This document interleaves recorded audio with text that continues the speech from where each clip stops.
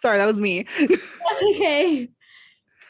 Oh my god. So I'm excited. This is episode 1. So I'm super excited. I love it. Happy first ones. I am currently with Tony and Ayanna. Hey. What's up? Do you guys want to give a shout out to your Snapchat or Instas? Snapchat's pink_waffle69. No judgment, made in like 6th grade. It'd be like that. Add me on Instagram, 22s_Tony. Awesome. Okay, so I don't think you guys know what today's topic is about. Not yet. No. Okay, so I thought today we kick it off with a true murder that was unsolved from the 70s. I love it. I love it. All right. So this case is called Oklahoma Girl Scouts Murders. What? Like the Girl Scout did the murdering? No, the murder. Okay, the Girl Scouts were murdered. I got it. Why another Girl Scout? No. Oh my god. All right. So this is a very I did research all day on it, like all morning and shit, and it was honestly kind of sad. Mostly because our victims are between the ages of 8, 9, and 10. The ripest age. Oh my god. That's literally the age where you make the most memories though. Like, well, yeah, they were like the youngest at the camp or camp? Yeah, this was at camp. Oh. You lose your virginity on Antonio, like those shut up. No, you don't. She's like, you don't need to put this in the podcast. Like, please. He's gonna get Shane Dawson with his dumb ass. Don't say that. You're all recording right now. Stop it. I ain't doing nothing. Oh my god. Okay. Sam has the capability right now. I'm dead. All right. So I guess we'll just start it off. So June 12th, 1977, nearly 140 young girls arrive at Girl Scouts headquarters in Tulsa, Oklahoma, excited to attend a 2-week stay-away camp at Camp Scott. Camp Scott sits on over 400 acres of land and has been operated since 1928. So they had a long history. Yeah. Holy crap. However, on June 13th, 1977, tragedy struck at Camp Scott in Mays County, Oklahoma. After a day of fun in the sun, the 3 happy campers, Lori Lee Farmer, age 8, Michelle Hunter Gus, age 9, and Doris Denise Milner, age 10, will go into their tent number 8, after a dark and heavy thunderstorm rolled in. The 3 girls stayed in their tents, writing letters home to their parents. This would be the last time all 3 girls were seen alive. So they were taking that night. Like the very first night of camp. Oh my gosh. And it gets crazier from there because we're going to go into it, but there are so many red flags leading up to this point. Oh, really? Like a lot of red flags. Were they taken all at the same time? So, okay, we'll get into it. Okay. The following morning around 6 a.m., a counselor would discover the bodies of the youngest of the girls, Farmer and Gus, who had both been bludgeoned to death. Milner, the oldest of the 3, had been strangled. It was determined that all 3 victims had been beaten and sexually assaulted prior to death. Before these murders were committed, there had already been red flags and alarm bells long before the camp had even opened for the summer. In April 1977, during an on-site cadet weekend training day for counselors, camp aide Michelle Hoffman found her and campmate's tent ransacked, and some donuts she had brought home were empty. In the empty box, she found a few pieces of tiny steno notebook paper with strange and threatening words written on them. On 3 pages, the word kill had been written repeatedly over and over again. Written on the 4th page was something far more threatening. We are on a mission to kill 3 girls. Hoffman, concerned about the notes, took them to the camp director, who said they will look into it. However, the notes were summed up to be a prank and was later on discarded. So why would they throw? I don't get it. Because if I was a camp counselor when I worked at like Star and stuff like that, if someone said they're gonna take the kids, like I would have immediately had like, oh my gosh, I need to get an authority figure. Another century, so. Another century, yeah, but like let's say like you really think like life is just easy peasy lemon squeezy like that. That's the weird thing too, because it's like this was during the 70s, and this is like before Friday the 13th came out. This is before like the real terrors of like reality set in. Because think about it, it's like in 2000, like before the 90s, school shootings were like never even like thought of or heard of. Yeah. And now it's kind of like, okay, well, we expect a school shooting like at least once a year. That's true. What year did you say it was? This was in 1977, so this is like the 70s. It was almost like it was like 43 years ago, almost. About, yeah. And no one, they just said it was a prank. That still messes me up. How do you think that's a prank? Even if it was a prank, it's like a messed up one. Like, like no one's laughing. You're right. No one's laughing at Ayanna. Hey. No, but it's true though. It's like that's the thing too, was that it's crazy because like literally like it'd be one thing that was like, oh, the tent was like ransacked. It's like, okay, like I can chalk that up to something else. But for someone to like literally write it down, like we're gonna kill 3 girls. Oh How do you get it in someone's donut box too? Like what the Yeah, wait. Oh, There have to have been someone close if you got into their stuff. well, the thing too was that back in the day, they didn't stay in like cabins or like any kind of like fortified housing. It was like full on tents outside. Yeah, they had buffalo skin tents. Okay, maybe not that far back, but but that does sound kind of dope though. That'd be like a lit tent. No, for real though. Buffalo skin. Oh, Aren't they endangered? Wait. Smell. Oh, I Hey, mean, if you cauterized the cut on the thing and like made like the back melted, I think it'd be fine. Or you sun dry it. Like a tomato. I don't even know. Continue, Sam. I'm so sorry. No, I'm living for this though. I love how okay. Oh my God. No, it's good. I love it. So next we're gonna go over the facts of the crime. Okay. So here like I made bullet points, don't worry. But they say so first they have been in tents in a remote part of the property.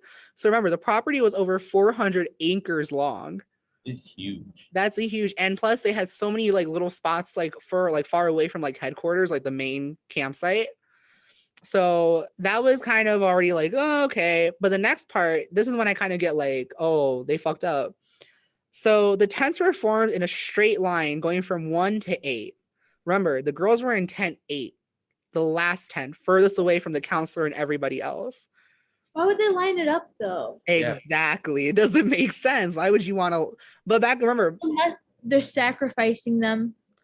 That's the messed up part because they were the youngest girls at that specific campsite. They put them all the way. You would think you put the youngest closest to the counselor's tent. Yeah.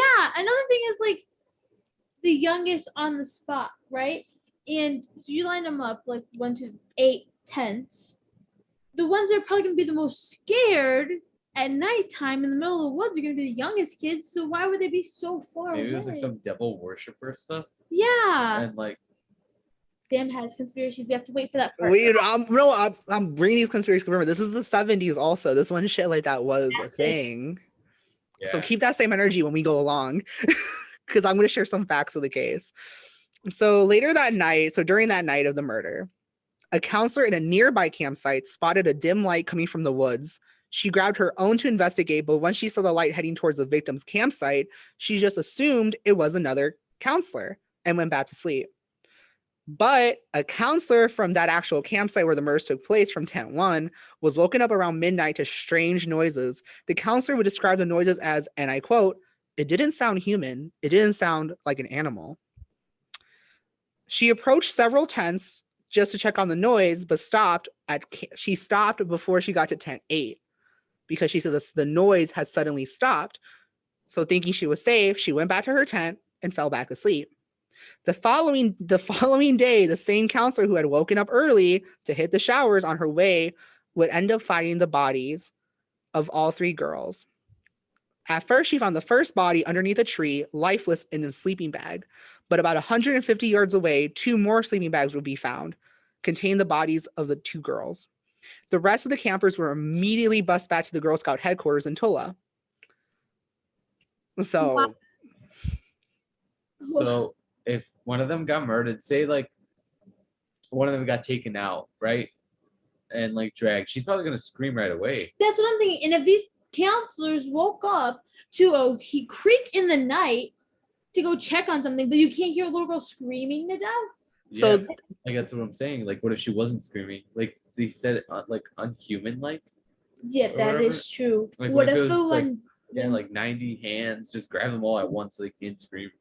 no, like a Like- Wendigo? Yeah, the oh, Mandingo. bringing He Wendigo like into called them this. out name by name. No, hear me out. What if he called them Oh. out, but they're sounding like their parents calling to them, and they go out there and they die? What state is this in? This was in Tulsa, Oklahoma. Isn't that like a bunch of forests and stuff? Yeah, Yes. yeah. So that's another Wendigo. Like, Habitat. I love how when I wasn't like Wendigo just I'm happy though. Wendigo was put on the table already, so Oh, but literally, because like that only makes no sense if no one made any noise. yeah. It's probably a Wendigo who is like sounding like their mom, telling them to come out to the forest, and they go out there because they're young, they don't know any better. They go out there and they fucking get shredded, and then it goes one by one, like, oh, I'm gonna go check on so and so, and the other friend goes, oh my gosh, I'm not going by myself. So they both probably went at the same time, and that's Yeah. probably how what happened. Like they sound like the camp counselor that originally got the notes inside the Yeah. thing. Like, oh hey, come over here. Like we're over here. One of them goes out there, gets like fucking destroyed, right? And then that one calls out the other friends. Like, oh hey, like I'm over here. And she goes out one by one, and then just all they're gone. see, like the murder itself was disturbing, but this conspiracy, because here's the thing, you brought up a good point, which I was like going through all the case because I went through like a bunch of different cases and stuff for it, and the one thing that was always like hard to understand was how is the fact that no one heard, because it'd be one thing like, okay, you got a girl, you got one person, right, like one victim, but to keep 3 victims quiet who were all within the same tent, that seems a little impossible for just one person. No, but like it's so hard to like wrap your head around how no one could hear them. Like you heard a bump in the night and you got up. You saw a dim flashlight and you got up. But not hearing any, there's only way there was no distress coming from those girls if they believed it was someone they trusted because they were so young.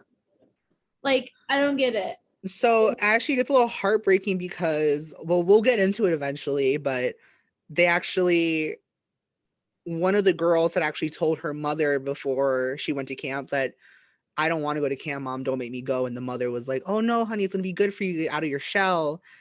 So it's kind of like, that was the heart, like I read that was kind of heartbreaking because it's like, damn, like imagine being a mom who like thinks you're doing something good for your kid just to, also the way the parents find out about the murders is really fucked up. So we're gonna get into that. There's still a lot more, but I'm glad you guys brought up like the noise and that because I was like thinking about it too.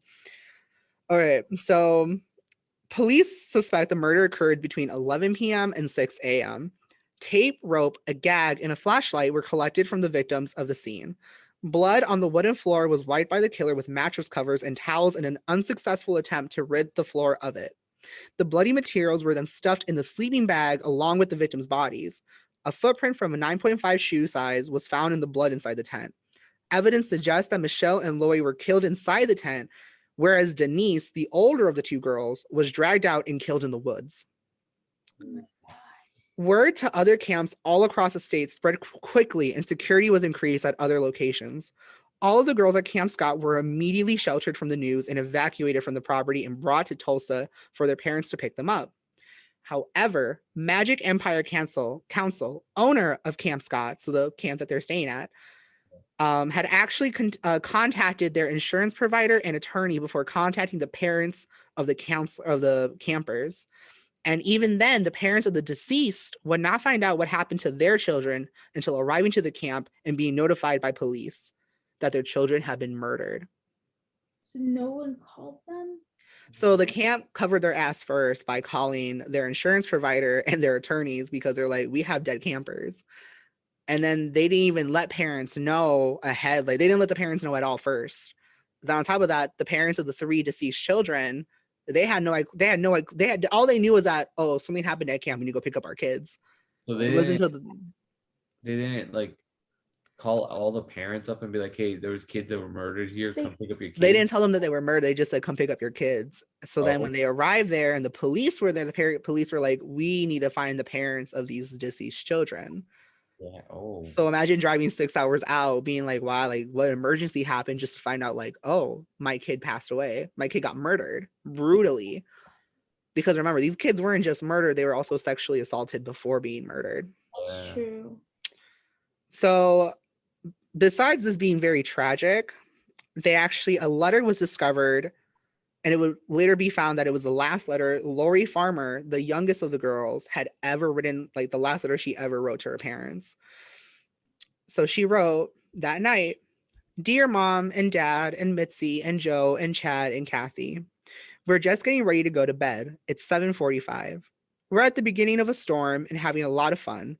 I've met two new friends, Michelle Gus and Denise Milner. I'm sharing a tent with them.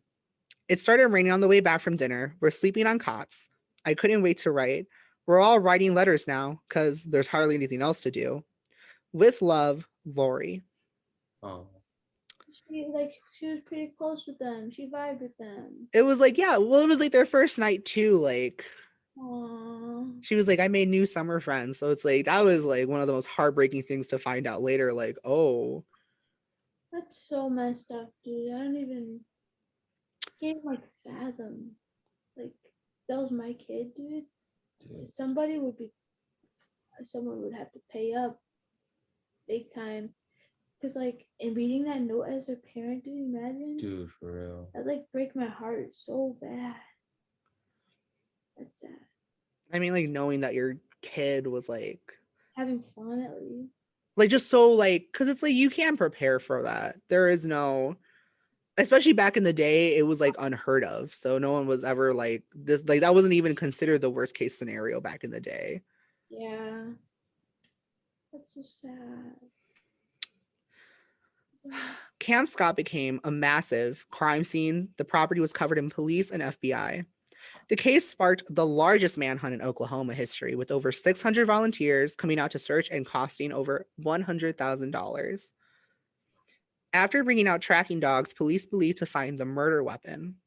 On June 16th, police publicly revealed the murder weapon to be a crowbar. Oh, who would carry that around though? Did they do like who brought the crowbar? Like you know how like people bring things, like who brought the crowbar? With the 400 whatever acre thing, so So here's the crazy part. So everyone in town, so they had no suspects to begin with, Yeah. because again, like no one ever thought this was even possible. So it's like, where do you begin looking for a suspect? But there has actually one person that the whole town kind of like was like, you have to be guilty because there's no one else in town that we can think of. Yeah. So, despite there being no suspects, yet the press had shown speculation towards an escaped convict by the name of Gene Leroy Hart, many who assumed had been involved.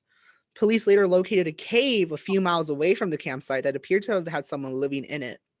Inside the cave were eyeglasses stolen from the camp, duct tape that matched that found at the crime scene, a flashlight battery, and two photographs featuring three women linked to Hart. Writing on the wall of another nearby cave read, and I quote, "The killer was here. Bye bye, fools.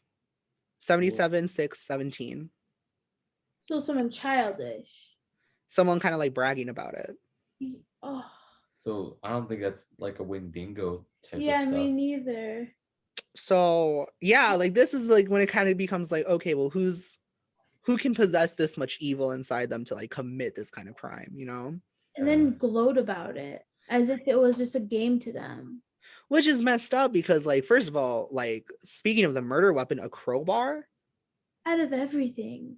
Like you wanted them to hurt. Like you didn't even care. You went in there, found the youngest campers, and like, and the thing too that's really sad is that I feel like the youngest two, because he killed he bludgeoned to death the youngest two Mhm. with a crowbar, or they did, because sometimes there's speculation that it was more than one person also. It could be. Yeah. But what's really messed up though is it's like it was horrible for those two youngest, but then I think about the third one who was beaten, sexually assaulted, but strangled to death and dragged outside the camp. Maybe. So since he was an escaped convict, what do you think he used to escape? A crowbar. But like I'm saying, like, what if he did like a crowbar, and went out, got his friends, and he's like, "Hey, we got to do this," and that one that got strangled, I'm assuming, got sexually assaulted while getting strangled and died. Do you think the oldest, like how you said how she got sexually assaulted and then like got strangled to death, do you think that they didn't want to like kill her because they wanted to keep her, but they accidentally killed her Maybe, or because she maybe, was the oldest, most developed? or maybe like the most oldest they took out, and then two youngest realized, and he had to kill them because they're the two youngest. Okay, that's actually like a good point though. I never thought about that. Because my whole thing, the way I thought of it was like, I felt like the two youngest, he probably got one of them in their sleep. Mhm. And then the second one probably was just like in too much shock and fear. And then the third one, which was the oldest one, I feel like she probably fought the hardest, and that's why she ended up being strangled. Because I Yeah. don't think he drug her outside. I think she tried running probably, and then he got her. Wait, didn't you say they were killed inside the tent? So two of them were killed inside the tent. And the last one was strangled outside the tent, right? She was taken outside into the forest and killed. Do you think that she woke up during it and tried to run away? Maybe. But she was in a sleeping bag though. Oh yeah, well, they could have put her in there. Yeah, they stuffed them in the sleeping bags. You But can wouldn't like that make stage it. wouldn't that make a bunch of noise? Well, that's the thing we come back to is how come nobody heard anything? Yeah. What if it was 'Cause- just a plan? What if it was the counselors? Yeah. What if the convicts like, hey, if you guys don't let me kill like a specific amount, like I'm coming to kill everyone. Yeah. Or what if they went to tent 1, which had the counselors in it, Oh. threatened them, and then said, I'll spare you if you let me have tent 8 at the very end and don't do anything. Oh Yeah. He could have fucking persuaded them into like gambling. But this was already planned. Like this camp thing is what, only once a summer? Yeah. Well, it was all So- obviously premeditated. I mean, no one Yeah. just walks into a forest one day and kills kids. At least I hope not. Well, like, yeah, this was probably from like way back then. Like, hey, I found this, but then it depends the day he escaped, and then when the camp was starting to get like news out about it, like the camp is happening. Yeah. Because like if there was notes in the donut box, then he would have probably known for it for a while now. Yeah, that's true. But I mean, you get news in jail. Well, okay, so we're gonna get into Jean Leroy, because there's a really big reason why he was considered a suspect to begin with. Yeah. So Jean Leroy already had a violent record, convicted in Mays County for kidnapping and sexually assaulting 2 pregnant women.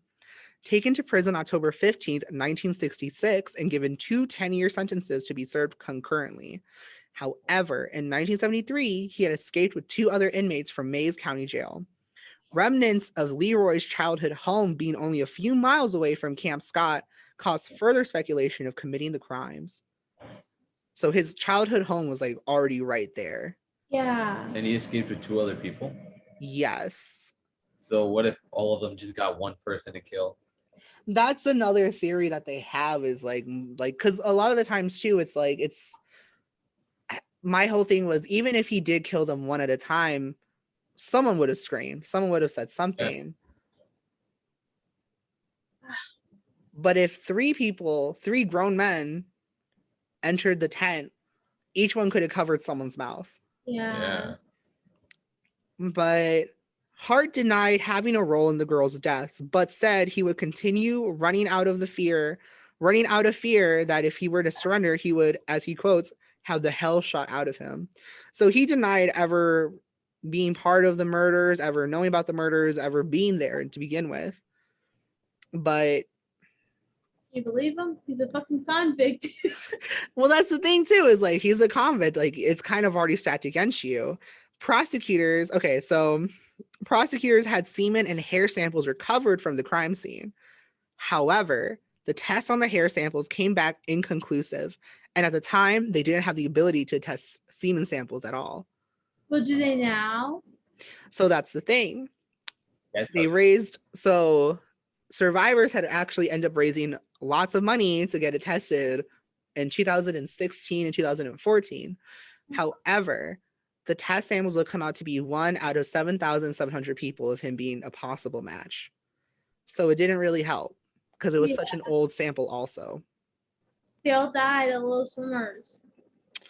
So although the local sheriff thought Hart to be, as he quotes, 1,000% guilty, a local jury acquitted Hart of all charges, and he was found innocent on March 31st, 1979.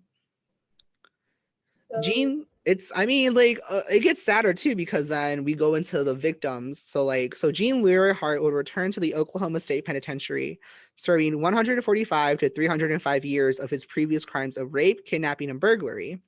However, on June 4th, 1979, only a little over a month of being back in prison, Jean Leroy Hart collapsed from a heart attack and would be later pronounced dead. So he was in there for like a little bit over a month and then immediately died. Do you think it was stress from murdering those girls? So here's the part where people don't believe it was him. And I kind of have to like a little bit side with it. So for starters, they found semen samples, right? Mm-hmm. Jean Leroy Hart was old. He was old. And on top of that, he had erectile dysfunction. Oh. See, what if the only thing that got him going was pain of someone else? But when you have erectile dysfunction, it doesn't matter what's making you go. Like you just can't go. But You can't just come from it. You just, Yeah, you can't come. Like you can get hard, but you can't come. yeah, but and even like, then you can barely get hard. you know how some people are like, oh, the only thing that could come is like getting head, like it can't, like all this, like right, like what if that's the only thing that can make him come? Like but it doesn't turn him on. It is a possibility that this could have been the exception. But even from a medical standpoint, he was barely healthy enough to stand trial as it was. Oh, I don't think it was him. I think those girls could have beat him up if it was him. I mean, like, not saying again, like, he was a horrible person. He, like, raped and kidnapped 2 pregnant women. Like, Yeah, for sure. He definitely deserved dying, like rotting in hell. But it's hard to believe that it was really him who could commit this kind of crime. Literally, like, I don't think that an old man would have even tried to do something like that, knowing his own condition that he's in. You know what I mean? Like, and he raped 2 pregnant women. I don't think that's the same as like wanting to have the sex with a child and harm a child. And then just the violence of the murder, like the brutality of it, that would require a lot of strength in a sense. Like, as fucked up as it sounds, Yeah, that takes a lot. Picking them up to stuff them into like sleeping bags, like it doesn't add up. It was just a lot of physical labor that I'm like, I don't think, even if he did commit it, I don't think he committed it alone. If he did commit it, Yeah, he definitely would have needed a partner. But the problem is that the 2 other convicts ditched him as soon as they got out. so they had alibis. They had alibis. They weren't there because they're like, we got caught somewhere else during the murders. Yeah, it makes sense. It's just, I don't know. That to me is because there's speculation too. Like, there was, for starters, some people were like, okay, well, the sheriff covered it up too quickly. He covered it up? Well, people in the town think that. Okay. Because the sheriff had a son who was about a teenager's age, maybe like about to enter college, you know, like just out of high school. And apparently he had a history of being violent. Oh. And weirdly and suspiciously enough, as soon as the murders were committed, the son skipped town and never was heard from again. Could have definitely been the son then. Yeah, because so say it was the son. Like, what a perfect time to do a crime when someone just escaped from jail, knowing that they were like pedophiles. Like, oh, like it's perfect time for me to do this, and my dad's the cop. Like, Literally, if he does find out that I did this, like, it would just be like it wasn't my son. Like, you they know how wouldn't like respect them. like cops talk about like things at home that have to do with like their job or whatever. What if the cop dad like was mentioning that the guy had broken out of jail and the son overheard that conversation and like Exactly. was like, I'm gonna do this now or never. The son said, "This is my chance." Literally, he was like, that's mine, thank you, and just basically got away scot-free. Yeah. That's so fucked up. If it was him, I hope he rots in hell. That's the crazy part too, is that this is an unsolved murder from the 70s. So he's still alive. So he could be alive. The killer could be alive. The killer could be dead, or it could be a mix. Maybe there was more than one. Maybe it wasn't even a person. When do you go back to that? Yeah, but they did find a 9.5 footprint inside the. True. He can form into humans too, though. Like, what if they took human clothes because they found glasses? What if he just took props that he needed at that moment, forgot his glasses, and then like went to go teleport somewhere else and left the clothes? Yeah, but I feel like that's too much for like a non spiritual things. Like nowadays we hear about crazy spiritual things going on, but it's not even that like I mean, crazy, like not that planned out like a human. what if you're trying to cover your tracks? Like, what if they're like onto you, like people like the Wendigo hunters, and then you're just trying to You mean like Sam and Dean? no, literally, like my dog's name is Dean. He hunts Wendigos. Like he's kept me protected my whole life.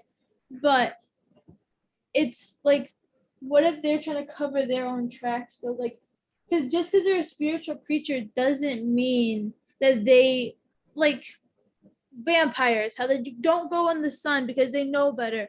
Like other creatures have common sense. They've adapted. Literally. So what if the Wendigo knows how things are going and they just start acting as if they were a serial killer just to blame it on somebody else? Well, nowadays we hear all these stories about the Wendigo, and it's not even that like planned out. It's just kind of like. Have you ever met a Wendigo? Do you know what they do? Not. No. Well, exactly. So you don't know what they're doing. So maybe in the 70s they were a little high off ass and decided to fucking want to be a Zodiac killer type shit. Like you know. Yeah. I'm glad you brought up the Zodiac killer because he's our next. I love the Zodiac killer. Not really. Like he's fucking psychotic, but it's interesting. The case is super interesting. More interesting. So many copycats. So many. So fucking many. So Jean Leroy Hart would end up being dead. As of June 13th, 1977 would be the last day that Camp Scott would ever be open after nearly 50 years of hosting Girl Scouts. Two of the families later sued the Magic Council and its insurers in a $500 million alleged negligence action. The civil rights trial included notes of discussion from the April 1977 among evidence cited in trying to prove the Girl Scouts should have been more alert in advance to possible dangers. In 1985, by a 9-3 vote, jurors sided with the camp. What? Magic Empire Council decided to sell the entire property and remnants of the camp building in 1988. Richard Gus, father of Michelle Gus, went on to help the state legislature pass the Oklahoma Crime Victims Bill of Rights and the Oklahoma Victims Compensation Board. Sherry Farmer, the mother of Lori Farmer, went on to found the Oklahoma chapter of Parents of Murdered Children, a support group to help those grieving. That's so messed up how the courts didn't side with the people. Yeah. And like, all like that, they just switched their whole lives. Literally. What if they were bribed by the sheriff? Yeah, because you know the sheriff and the court work together. Oh, literally. Well, this was like a whole separate, so they were suing the camp. The parents were suing the camp because they said, you knew about a possible threat. You didn't contact us. Like, this is on you. You should have done more because you knew more. But jurors were like, well, who could have guessed? Who would have known? Fucking know, maybe? I don't fucking know. I'm like, they literally fucking wrote it, so. They literally fucking pre-warned you. They're like, here, I'm going to do this now. You can stop me if you want. And the camp literally was like, nah, dude, you're all good to go. Like, well, that's the thing was like, in a sense, it was kind of about money because they would have lost so much money if they were saying, oh, actually, don't send your kids this summer. Someone said they might kill 3 girls, so let's not risk it. Yeah. How could you be so money hungry just to risk a life? And then they like sold that? the camp too. They were like, fuck this. I'm not dealing with that shit no more. Actually, now you can go and, well, okay, I'm not going to say you should go and explore it, but it's just sitting there. Like, nothing about it has been torn down. Like, it's just been rotting away. A part of history has been rotting away. Horrible history. But it's just one of those things where it's like, it is a very scary thing to be like, this has happened. And it's not the only case of a murder happening at camp. So like the same like repetition, like 3 girls and everything? No, so I mean, like, of course there'd be like little variations, but it's the fact that during this time and during this era, it was unheard of. I'm sorry, I just hit the mic. But it, like, the whole idea of like your kids aren't safe at camp was suddenly like a very scary thing. And then movies like Sleepaway Camp, movies like Friday the 13th, suddenly it like kind of brought the fear out even more. And what's crazy is that Friday the 13th came out not that long after these movies were made. but the director and creator of the Friday the 13th franchise claims that he had no idea that these murders had ever existed previously. He had no idea that this was like even a thing, that it was just by chance. But you know, looking at it and doing the research, it's like it's very terrifying to think, like, even now, like in our modern day, you know, when we end up having kids, like I grew up going to camp. I went to camp. I went to one camp one time and that was it. I mean, same. Like I went to one camp, like one actual like far like sleepaway Oh camp. yeah, like one sleepover camp, but the rest were like little in town kind. Like day camps, kind of. Yeah. Like that's the thing, was like I was used to day camps, but like I've been to sleepaway camp. I thought it was super fun. But now that I think about it, like there was literally a point where they took all of us, like the same age group, took us to a field that didn't have fences around it, was right next to the woods, was like super tall grass fields. And we just slept outside. Like no tents, no one really watching us, just like on the like grass in a field with no fences around us, no adult supervision. So when I like was reading about this case, I was like, oh my God, like if someone really wanted to, like if someone really wanted to, they could have just gone in there and like taken one of us or killed all of us. Like that's so like scary to even think about. I remember like when I was a kid, I had like my backyard was woods, and shit like that used to like scare me as a kid, because one time we found like porno magazines and like a rope tied to the tree, and we were like, what really went down up here? auto asphyxiation, was it erotic asphyxiation? Seriously, like it was so scary to like, because now that I'm an adult, I'm kind of like, oh my God, that was you think about it and you're just like, this was fucked up. I could have gotten murdered. This is someone's land. I just demolished, and they're probably gonna realize who touched my fucking porno magazine, and then I'm gonna die. But when I was a kid, I thought that shit was cool. I was like, hey, I'm exploring shit. This is That's fun. the thing too, though, is like when you're a kid, you don't even, like, again, like even though this was the 70s, even as a kid, you don't think about that being a fear of like, because you're thinking like, okay, there's adults watching me. Yeah. Like even though like, yeah, they're not really watching you, in your head you're like, I'm protected, I'm at a Girl Scouts camp, what can go wrong? But it's like the fact that there wasn't any security, really. They weren't in the line of vision of a camp counselor at any time at all. It's just very much so. And then the way it was handled after they were murdered, it's like, even like it's kind of like a double murder in a sense. Like you got murdered, and then the camp was said, okay, like you're still not priority. We got to cover our own asses first. Yeah. Oh my God, I couldn't even like.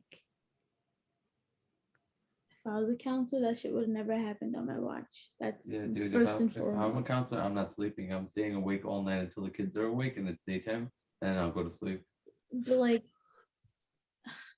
I don't know. I just can't imagine that happening like on my like. How did I not hear it? I'm like, I would have been the first motherfucker to call the parents if I found them. Yeah, right. I'd been like, hey, bro, like your kid. Like he ain't doing so well. Little Timmy, he's how do I put this in the nicest way possible? He took a bit too much melatonin last night. He found the Vicodin. No. Mom found the picture. No. He found the Vicodin and decided to go swimming. Oh my God. Y'all like, what the hell, y'all know that? Oh, I mean, I mean this with all respect. Like what happened was honestly a tragedy. It was horrible. I mean, it's so sad, but I feel like a part of this too is to sort of share their story in a sense of like, you know, more awareness, but also, you know, for other camps out there, like Camp Chippewa, fuck you. I'm still bitter. Camp Chippewa, no, but just camps in general. It's like, you know, like those ghost stories you hear of like people coming in and murdering campers. It's not really a ghost story. It's based off of fact. And I just can't even, like, how do you not hear anything? Dude, what if it was for a ritual type, like Jennifer's body type of shit? You know what I mean? How they like try to sacrifice her for something. Like, what if it was something deeper like that, like a cult kind of thing? Like, I believe it was the sheriff's son, but maybe there was like a cult like thing going on, and one of them tried to warn everybody because it was like a multiple people kind of thing, and then One of they them had a conscience and felt bad. literally, and because that always happens in groups, someone's gonna feel like they don't want to be there anymore. They're gonna hate the idea. They're gonna want to help like the situation, but like, and that's why it was such a mockery to them because they were in a cult and they got away with it, and they know they can't be harmed because they did the sacrifices. That is such a scary concept because, like I said, back in the 70s, that really was a thing, like satanic cults. I mean, for like you have the one in Australia with the two brothers who would go across Australia murdering families left and right. What? Yeah, I've heard about that one. It's just it is a very scary concept. And the thing too, I think that scares me more is I guess a part of it still kind of exists today. Like there are still people out there who are just like that. Yeah, it's instead of like people, I feel like back in the day, like murders definitely still happened, and no, it wasn't safer due to like there's no cameras back then everywhere. Like nowadays, like everyone has a camera in their pocket, like everyone has their location tracked. Like not everyone, but like generally speaking, it's kind of like killers nowadays have to be smarter, and even thinking about how killers are just evolving around technology and things like that. That's scarier to me. Yeah, me too. Like back in the day, okay, I get slit, my throat slit in the middle of the road. Like, damn, like no one saw, there's no cameras, like the killer's running away, fine.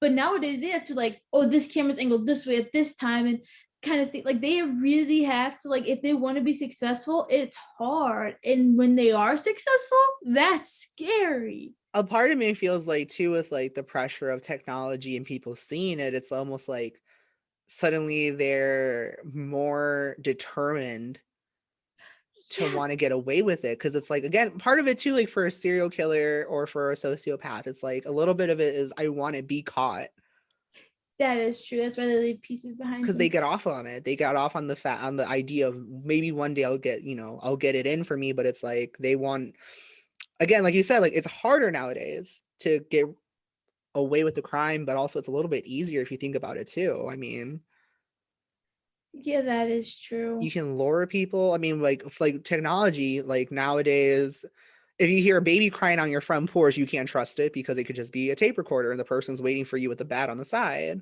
Yeah. Oh.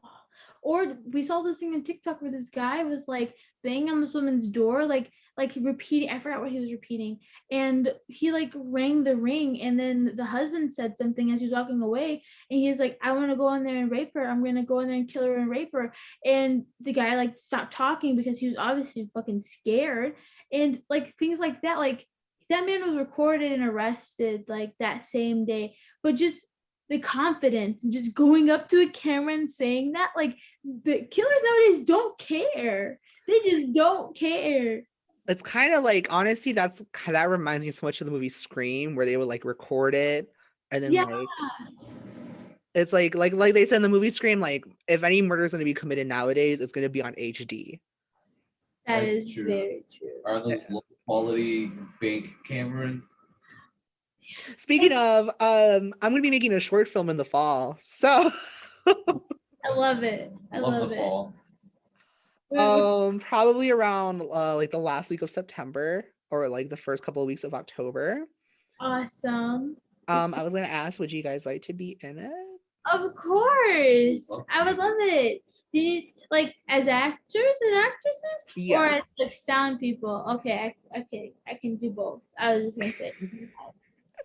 it would be fun. It would be a little bit of a travel over the weekend. Where would it be to? So I'm still trying to decide if I wanted to bring it down here to Chicago Heights because we have a lot of forests, or we would make our way up towards Wisconsin, towards a forest preserve there, and spend the night there camping. Wisconsin forest. Them bitches are terrifying. Remember that? Oh, here's the best part. The film is actually gonna be based off of Indigo. Say Dude, less. I'm so excited. You should go to Tribeca Tech. Huh? You should go to Tribeca Tech. That Where- college. It's in Chicago. Oh, I was, dude, it's an an amazing school for short films. You will literally be given so much equipment, so many tips. You literally because I was gonna go there because I'm a big like camera nerd. Okay, like I like to record things and things like that, Yeah. and sound, and I like the editing process. Anyway, I was gonna go there. It is really fucking cool to go there. Like their classrooms are cinemas, and it's just them teaching you like different art styles, how to do them, settings in your camera, how to work sound and light. Like it is really fucking cool, and I recommend going to Tribeca Tech. I'm gonna have to look into that because hells yeah. I love how this is like a non-sponsor, but also please No. sponsor me. No, literally, like they're so cool. Like they like also like string out like different arts, and like they obviously have like your math and your stuff like that, but like you can like they have certain class for sound painting art as well. Like they teach you how to spray paint art, like how you like can do cool things with a spray can. It is so cool. I love it. I wish I went there. But it's so funny. Nothing. My hand hurts. Oh, Oh, did you see Sam? oh my god, that's right. Yeah. Tony busted his shit a while ago, guys. Literally, he like busted his shit. Did you break like both your wrists? Yes. I thought I did. I went to the ER and they said I broke my wrist and my fingers and sprained them and shit. I was like, damn. So then they're like, follow up with a bone doctor. I did on Tuesday and it happened on Sunday. So 2 days later, went back, took X-rays, and they're like, "You're fine." They're like, "Nothing happened to you other than the cuts and scrapes." They're like, "Say less." Your doctor was just trying to upcharge you on your bill. Literally. I'm still healing on the cuts. They Yeah. hurt like a motherfucker. Like I'll tell you that. Wrist might as well have been broken. Yeah, Can't even my use it. elbows all messed up. Tony, Ayanna's been nursing him to health. I have to. No one else is gonna take care of him. Also, can you just like, a quick little like moment for Ayanna because that hair is so cute on you. Ew. I'm like, honestly, like, I'm not a big bang person, but your bangs look really nice on you. Fuck me up. Thank you, Sam. Thank you. I tell people I look good in bangs, and then they're like, "You look like a little kid," and I'm like, "I look like a Russian prostitute." If we're gonna be honest. But like a high-end Russian prostitute. Yeah, like you have to take me to dinner first. And that dinner better be with wine. Literally, like it's not $1 under 500. It is dinner. Period. Oh my Thanks god. for getting us on your podcast. Thank you guys for being on my first episode. I am so happy. I'm gonna put a link down. I'll give you guys a shout on your Instas because again, thank you so much. I'll send you guys the scripts to the short film when I am done writing it in a couple of weeks. Awesome. Let us know if you I want us love to it. be on more. It's pretty fun. Yeah, like I really like this actually, like a lot. Like if you ever need like co-hosts, like I was gonna say I am actually currently looking for some co-hosts. As much as I love Shatora Sims.